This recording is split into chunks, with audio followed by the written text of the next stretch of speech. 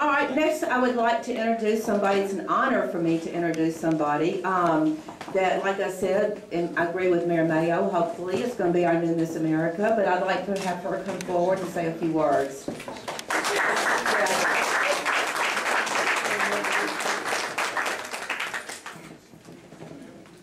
Thank you so much.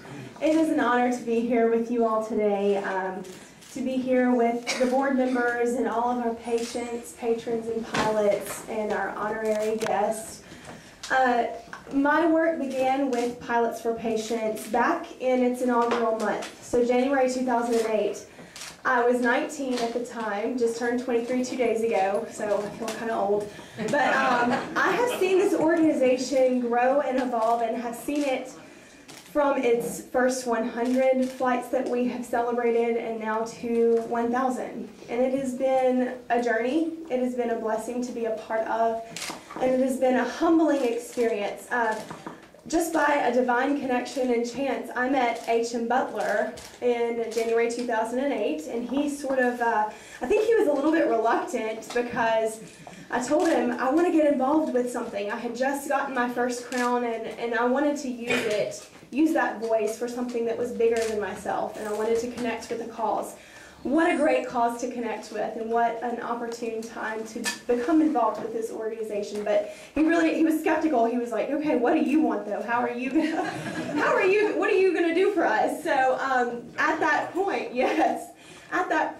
it became a wonderful partnership, and I was able to use this sparkly thing that sits atop my head, looks like it magically balances, but it's really pinned on with 50 million bobby pins.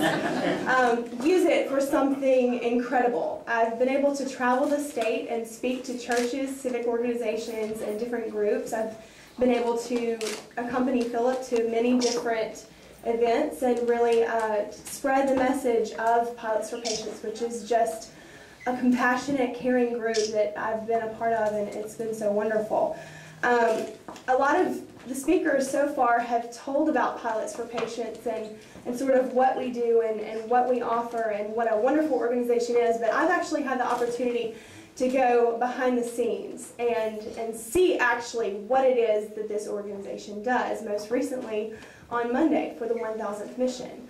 Before that day, I flew one other mission with a little girl, Jada Sandino, who had a misshapen skull. So I got to go with she and her father, Alberto, to Dallas and see what her treatment was like and see the process of what it's like to show up at the airport, go on a mission, go and receive treatment and then come back, and really what it does to lift that burden off of a patient. It's an incredible thing. But Monday was, as I mentioned before, was my 23rd birthday. And I like to say that I got a birthday present early because exactly 1 month before I won Miss Louisiana on my 4th year. So I had already gotten my birthday present a little bit early, but the biggest and the best birthday present that I got was actually getting to accompany Lenise, who you saw before you earlier, the beautiful young woman over here, to her treatment in MD Anderson. Now I think it's 70% of all of our missions that we fly are for cancer patients. Correct me if I'm wrong. So, and Louisiana is actually the 3rd highest state in the nation to have cancer patients. So that's a huge deal. And in Louisiana, to have this resource, to have this organization that can take our people who are in need to premier treatments is an amazing thing. I got to spend the entire day with Lenise.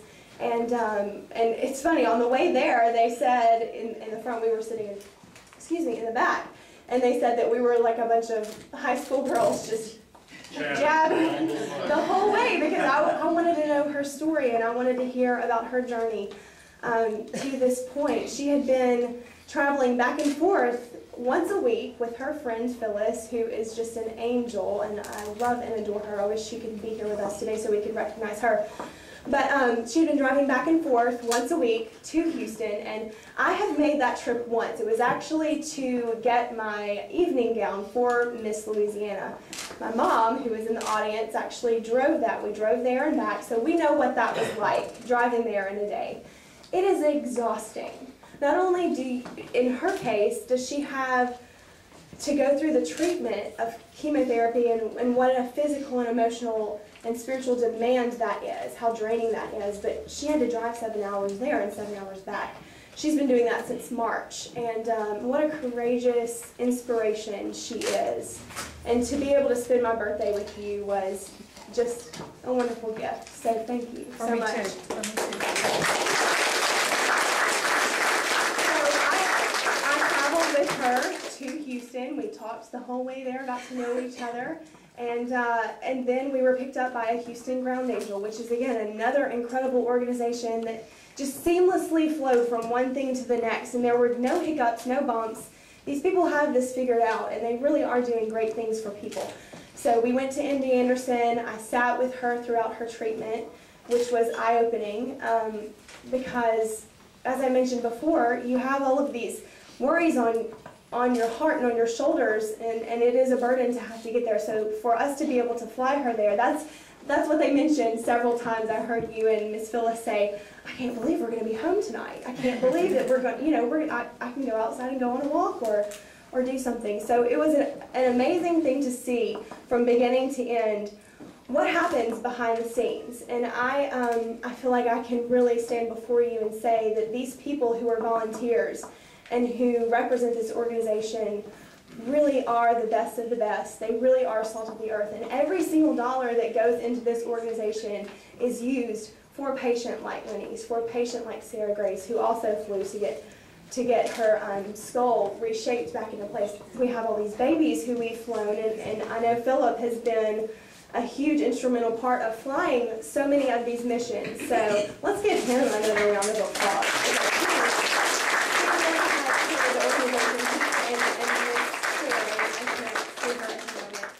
Another person that is just hugely instrumental is H.M. Butler, who kind of hooked me into this organization, and I've been hooked on it ever since. In fact, I got off the plane on Monday, and of course it's 5:45. I'm about to rush home and get ready for a birthday party with about 150 people that my mom has just put together in a week. And I get off the plane, and H.M. looks at me and he says, well, Miss America, he's always called me Miss America from the get-go. Well, Miss America, you look tired. So every woman in here must have a conversation with H.M. after this is over with on what to say to women when they look tired and how to word it differently. Being Miss Louisiana gives me an even bigger voice. And I have had that voice now for 1 month. As a preliminary title holder, which I had four titles before I won the title of Miss Louisiana, my platform was called Love the Skin You're In, and that is a platform that I selected before I ever came in contact with Pilots for Patients. And what the message and the mission of my platform was essentially to accept yourself for who you are and find what you're good at. Find your gifts that are God-given and use those gifts to invest in other people, which is really exactly what this organization does. So it was a perfect partnership, and it has really been the tool, working with Pilots for Patients as the official spokesperson, has really been my tool that I've implemented my platform throughout the state.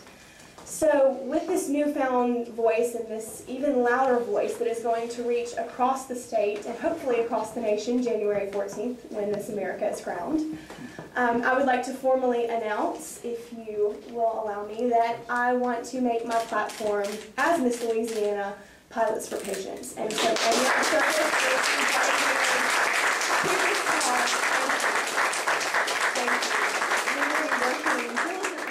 the year. I will be traveling the state with Philip and with these other wonderful volunteers, and really focusing in on getting those patients and pilots and patrons throughout the year. So thank you for this opportunity so much, and you're really doing me the favor.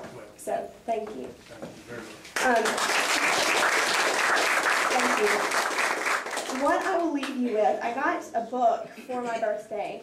And it's just a book full of quotes that people actually signed at the birthday party. But I was reading through it, flipping yesterday, and I came across this quote, and I will leave you with this today. What I do, you cannot do. But what you do, I cannot do. The needs are great, and none of us, including me, ever do great things.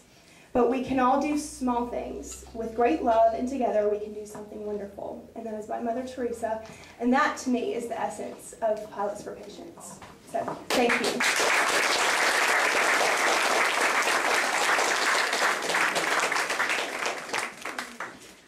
Isn't it nice that she's so beautiful on the outside and the inside? That's great.